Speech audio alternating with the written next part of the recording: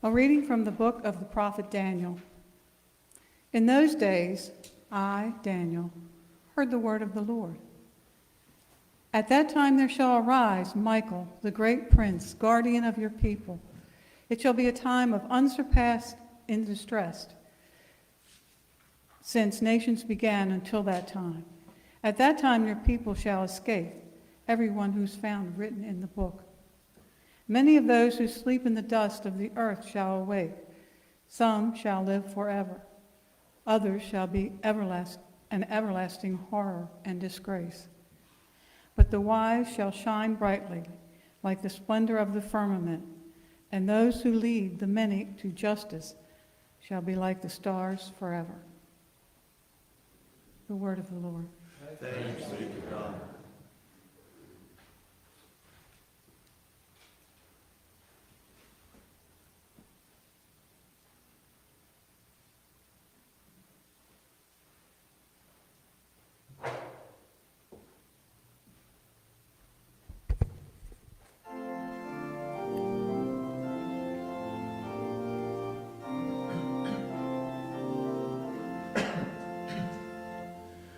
You are my inheritance, O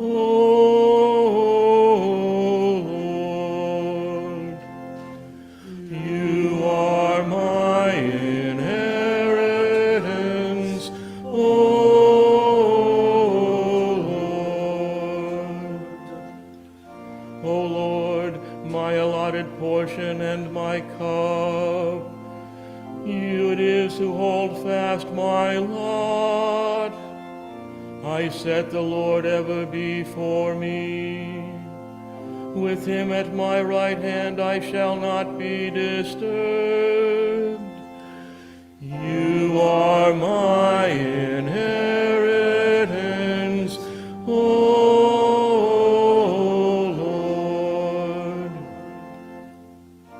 Lord. Therefore my heart is glad and my soul rejoices. My body too abides in confidence, because you will not abandon my soul to the netherworld, nor will you suffer your faithful one to undergo corruption. You are my inheritance, O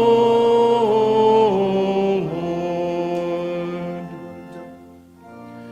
You will show me the path to life, fullness of joys in your presence, the delights at your right hand forever.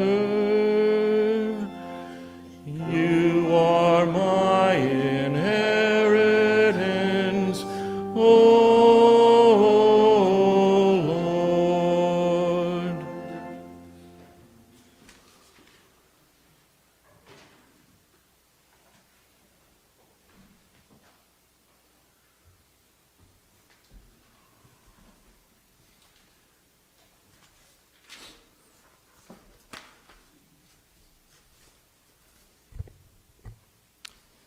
A reading from the letter to the Hebrews.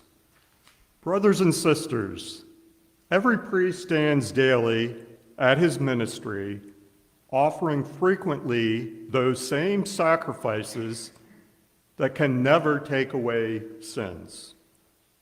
But this one offered one sacrifice for sins and took his seat forever at the right hand of God. Now he waits until his enemies are made his footstool. For by one offering he has made perfect forever those who are being consecrated. Where there is forgiveness of these, there is no longer offering for sin. The word of the Lord. Thanks be to God.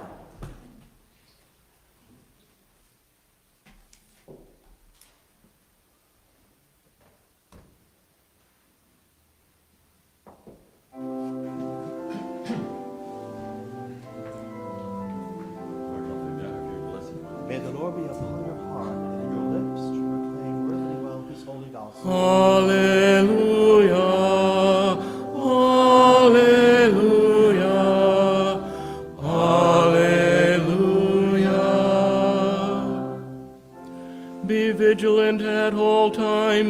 and pray that you have the strength to stand before the Son of Man. Alleluia, alleluia, alleluia.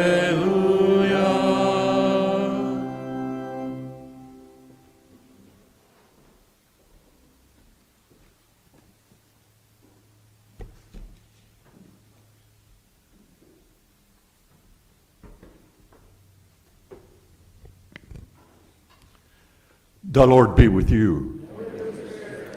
A reading from the Holy Gospel according to Mark. Jesus said to his disciples, "In those days after that tribulation, the sun will be darkened, and the moon will not give its light, and the stars will be falling from the sky, and the powers of heavens will be shaken. And then they will see the Son of Man coming in clouds with great power and glory, and then he will send out the angels to gather his elect from the four winds, from the end of the earth to the end of the sky. Learn a lesson from the fig tree. When its branch becomes tender and sprouts leaves, you know that summer is near. In the same way, when you see these things happening, know that it's near, at the gates. Amen, I say to you, this generation will not pass away until all these things have taken place. Heaven and earth will pass away, but my words will not pass away. But of that day and hour no one knows, neither the angels in heaven, nor the Son, but only the Father." The Gospel of the Lord. Praise to you, Lord Jesus Christ.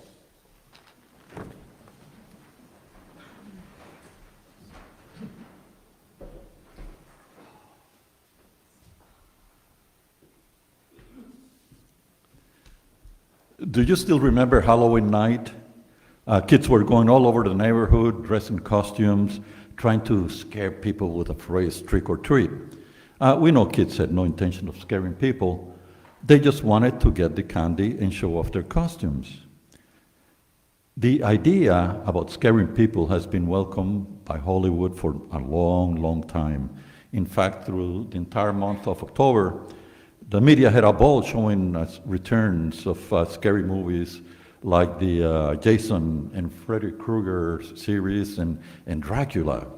And people were having a lot of fun with all this because they were aware that it was all make-believe. Today's readings are scary, but they are not make-believe. The readings talk about the end of the times. Daniel, in the first reading, says that a time is coming which will be unsurpassed in distress. Jesus also talked about that time when he says that the sun will be darkened, the moon will give off light, the stars will fall from the skies, and the powers of heavens will be shaken. The end of the world is not make-believe, and it will be a scary time. But before we go any further, we need to emphasize that the descriptions of these events in these two readings, is not to be understood literally as a prophecy of what is actually going to happen. These sections of Daniel and Mark are written in a literary style called apocalyptic writing.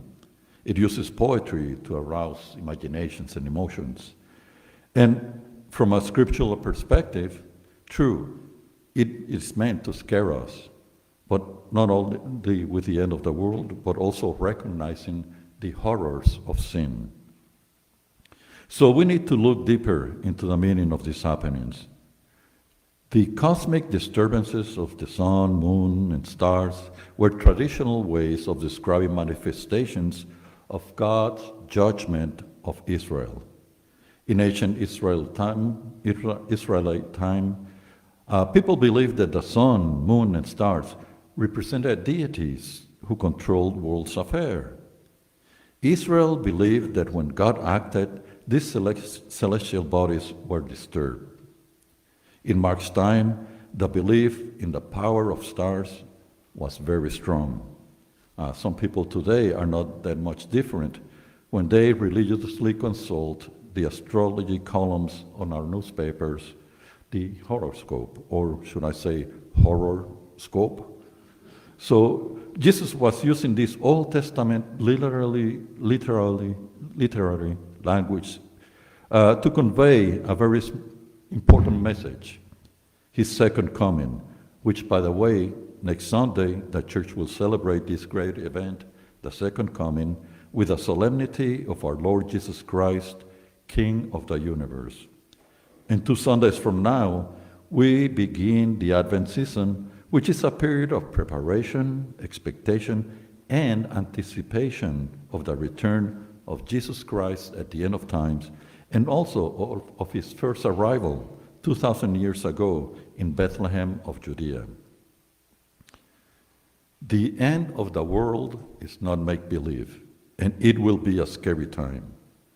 But is it a scary time for everyone?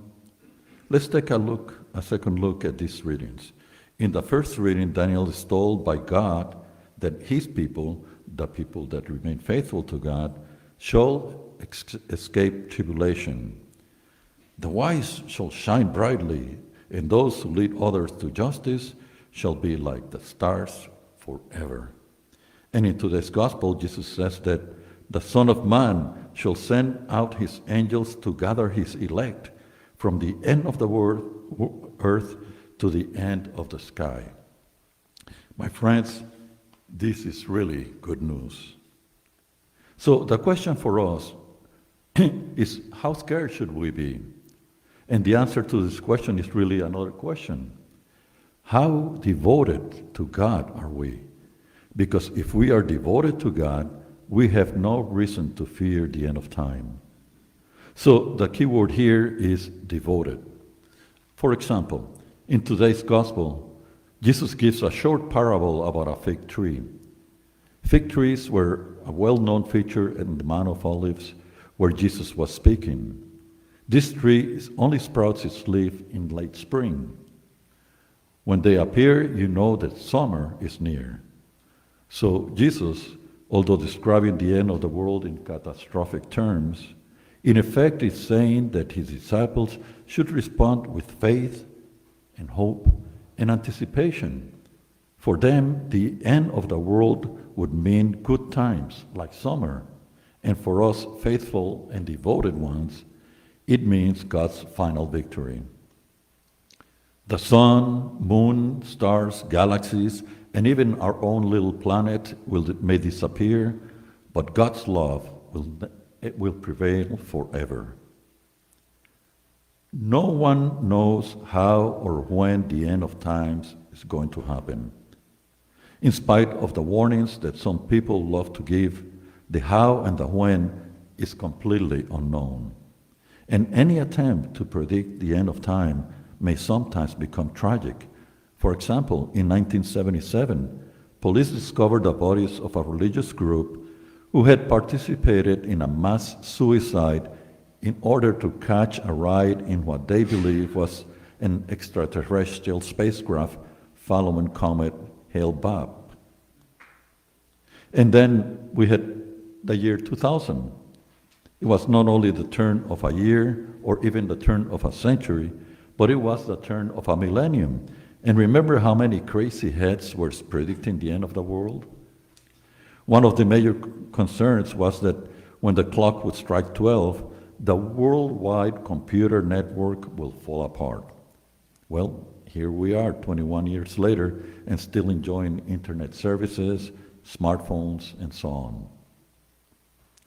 Unfortunately, there are those who, for whatever reason, think that God, offended by the evil in this world, would take revenge on our planet and with it, humankind. This is a highly dangerous language which we must be careful to avoid. God does not take revenge. God is a never-changing love.